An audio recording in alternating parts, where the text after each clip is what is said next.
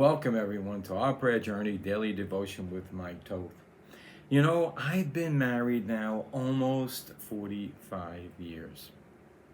And in this particular devotion, as I was reading it, let me read the verse to you. Psalm 27:1. The Lord is my light and the light of my salvation. Well, the reason I'm reading that is I started thinking about light, about God showing his light to us when I got saved. And he's boasting here in his salvation, my salvation, because God gave it to him. Well, when I first got married, we couldn't afford a big vacation. So what we did is we went to the Babazon Plaza in New York for 3 days, which was quite expensive. Actually, double what I thought it was when we booked it. In those days, you did it by phone. You didn't have to pay a credit card right away until you got there. And we get there and we have a great honeymoon. We didn't have a lot of money, so we stood the 3 days in New York and really enjoyed ourselves. I remember the last night we were staying high on the roof of a hotel or somewhere, and we're looking down and we're looking at all of the lights of the city. And my wife said to me, you know, what would happen if these lights went out? And that was a good question. I don't know what would, so I said to her, I don't think that'll ever happen. But I said it did happen when I was a kid. The lights went out one time for a couple of weeks, so I guess it could happen. No, unbeknownst to us, we go and the next day we take the train to New York City, and we had from New York City to Long Island, and we had people there ready to pick us up. And they were shocked to see us. Because when we got there, they said, we didn't think you were going to come. And I said, why? We told you we were leaving. There was no phones in those days that you can call. And they said, because the power in New York went out. All the lights are out in New York, and I think it went out for like 4 or 5 hours. And we were just so fortunate because we got off the electric train just in time to get onto the diesel trains on the Long Island Expressway. But you know, when we didn't even know the lights went out.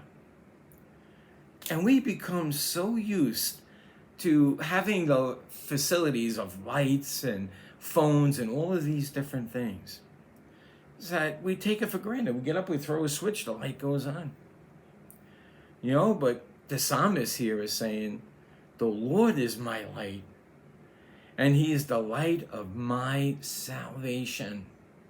He's remembering what God is. You know, it's only a person on a train like me that misses the lights going out, or a blind person in New York who wouldn't even know it went out. So there's a powerful message to this here in this particular verse.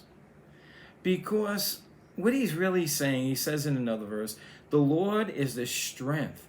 Who shall I fear? My life, of whom shall I be afraid?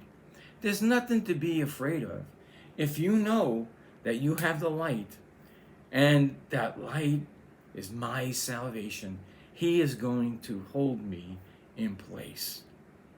That is the promise that we have as Christians, to know that we have that light and that God cannot lie, and we will be delivered. Now, one of the things I was thinking upon this, you know, certain things happen when you have electricity. You can use the toaster, you can use the coffee pot, you could use the air conditioning. But if you don't have the electricity, you can't. And it's the same with salvation. Do you really know the Lord? And this is not to make anyone feel that they don't, but to put you in the mindset of this particular psalmist. I think it is David. The Lord is my light and the light of my salvation. He's looking at the Lord. And what happens when you do that? You have a heart to pray for others. I call this our prayer journey. And I got to admit, sometimes I struggle getting enough prayer time in. But we should have a heart to pray.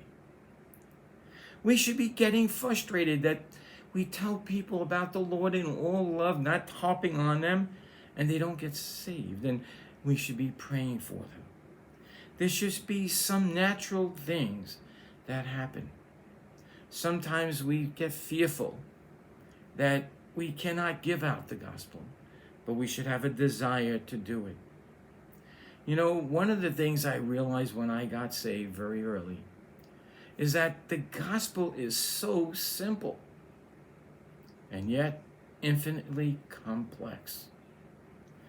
It is so simple to trust the Lord and get saved. And then the complexity is understanding that salvation the rest of your life. You know, the light would go on. Problem is, we need to be in the light. Think on the Lord, pray to the Lord, and focus on His light. And don't fear, for He's got your back. So until next time, may Jesus increase as we decrease.